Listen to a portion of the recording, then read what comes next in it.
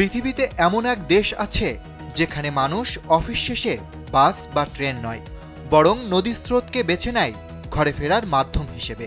অদ্ভুত এই ঘটনা ঘটে সুইজারল্যান্ডে। দেশটিতে গ্রীষ্ম এলেই আধুনিক শহর, নিখুঁত পরিবেশ আর কর্মব্যস্ত মানুষদের মিলনে এই অনন্য দৃশ্য দেখা যায়। তখন হাজার হাজার মানুষ গাড়ির পরিবর্তে নদীতে ভেসে বাড়ি ফেরেন। সুইজারল্যান্ডের বার্ন ও বাসেল অঞ্চলে অফিস পাড়াগুলোর পাশ দিয়ে বয়ে গেছে নির্মল নদী আরে ও রাইন। কাজ শেষে মানুষ সোজা চলে আসে নদীর ধারে। তারা মোবাইল, মানিব্যাগ এবং পোশাক রাখে বিশেষ এক জলরোধী ব্যাগে। সেনসেশন ক্লাসিক স্ট্রবেরি ও কফি ভ্যারিয়েন্টে। তারপর সেই ব্যাগকে ছোট ভাসমান টিউব হিসেবে ব্যবহার করে স্রোতের সঙ্গে ভেসে পড়ে। মানুষের নিরাপত্তা ও সুবিধার কথা ভেবে দেশটির সরকার নদীর পাড়ে তৈরি করেছে ছোট ছোট পরিবর্তন কক্ষ ও স্নানঘর।